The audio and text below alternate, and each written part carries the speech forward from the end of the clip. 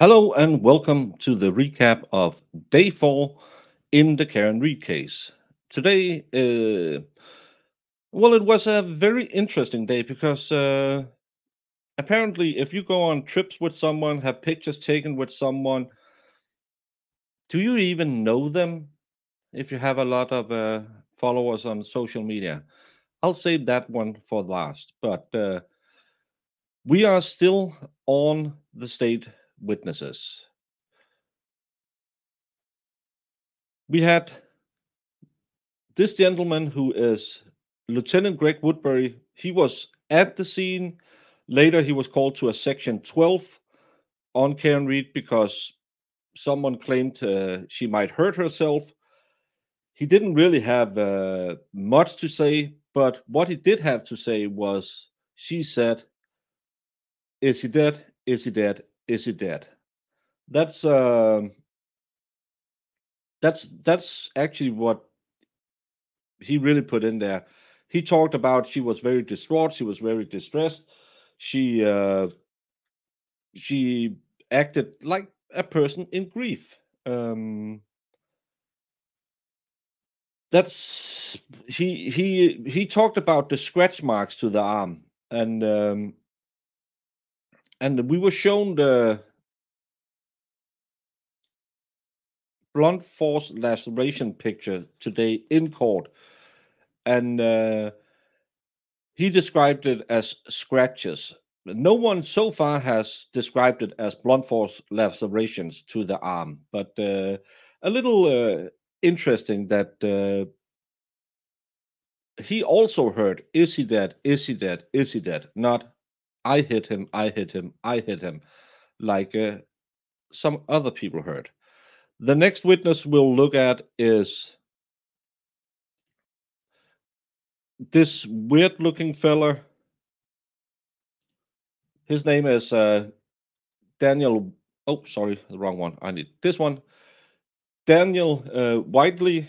He was also at the Section 12 call.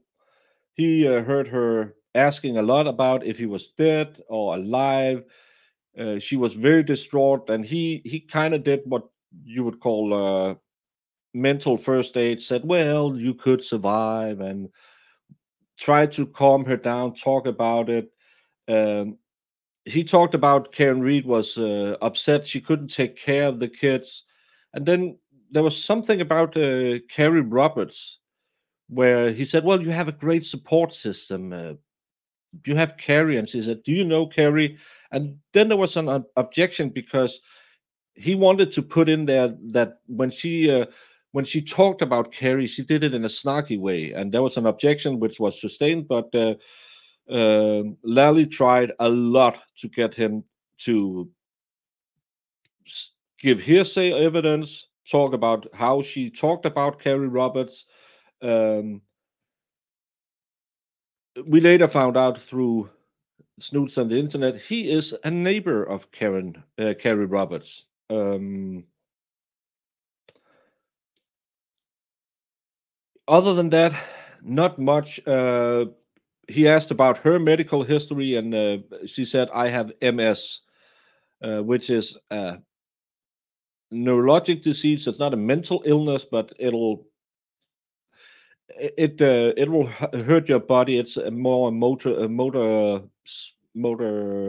function in your body that goes weak. Um, but his statement again, I feel like the defense could bring him up because she was very worried. Could he have survived that long in the snow without a coat? Was he alive? Um, they talked about all the first responders who were at the Section 12 that she could either go voluntarily or they could force her. He also talked about um at the hospital. She wanted to see John O'Keefe, but she wasn't allowed because she was in the mental institution, and she gave the nurses a hard time and wouldn't give them a pee sample, which I found was weird. Why do you remember that? But apparently she was very upset at the hospital. To me, quite normal if you just lost. And she kept referring to John O'Keefe as her husband, which I think it's good to hear the witnesses say, because that, in my opinion, would make the jury believe that she saw him as a husband. Then we had the last witness of the day, because Aunt Bev doesn't work that long, so we had this guy who was on the trip as well. It was on the Section 12 call to her. Said she was swinging. Her mood swings were big. She was going in and out of. She was calm. She was agitated. She was calm. She was agitated.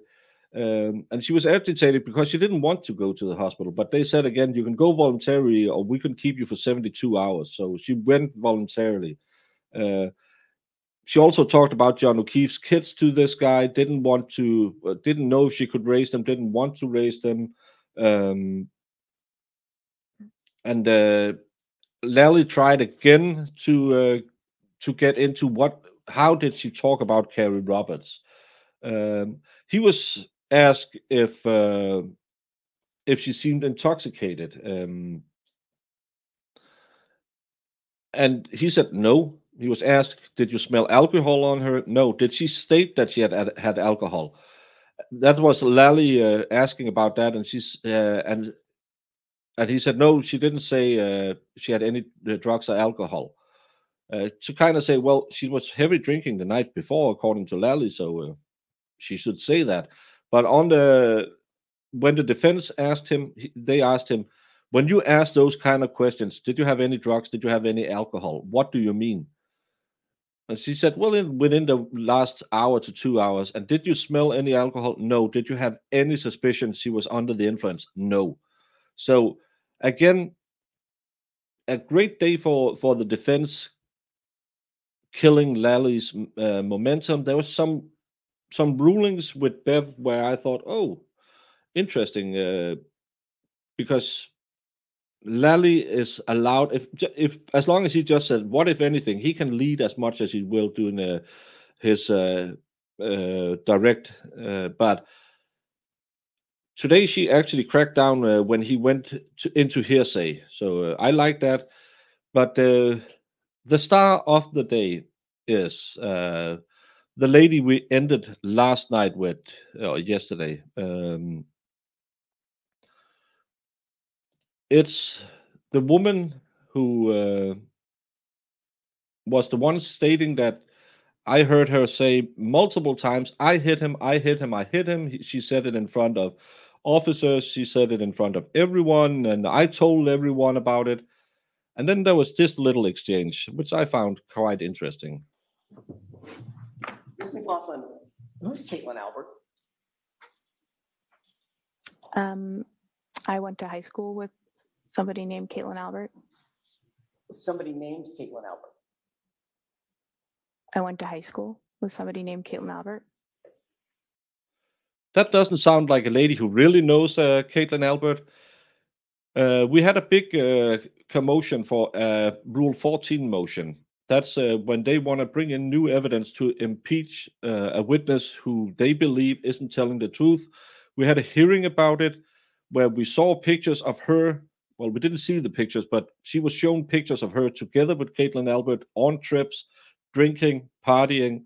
And she claimed, well, we had a common group of friends.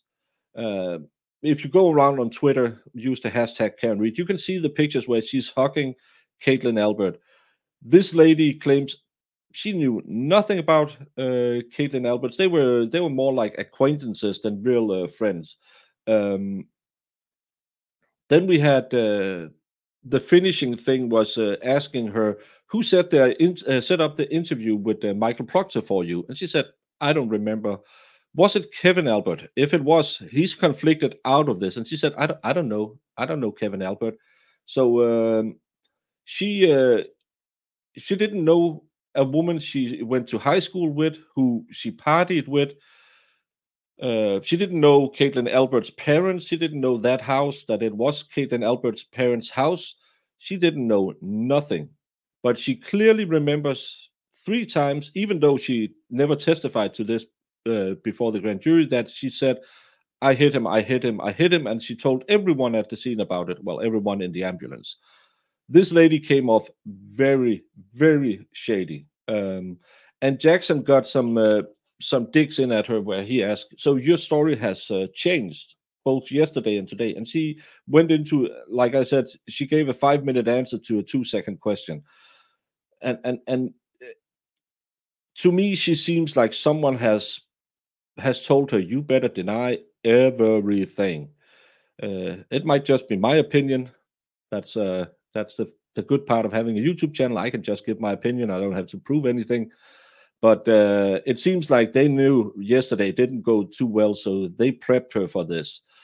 She came off very, very unsecure and very, very untruthful. And if I was Caitlin Albert or any of her friends, I would think, what? She says she doesn't know us. We went on trips together.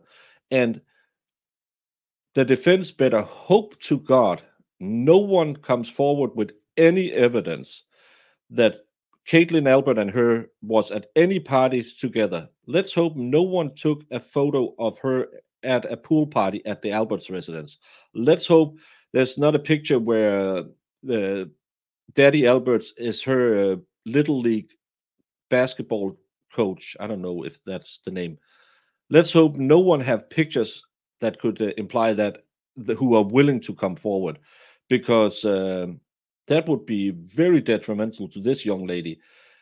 To me, it was clear she lied. She lied a lot. And when Caitlin Albert is called to the scene, they better have their story straight, because she could be called back and asked, "Why did you lie?"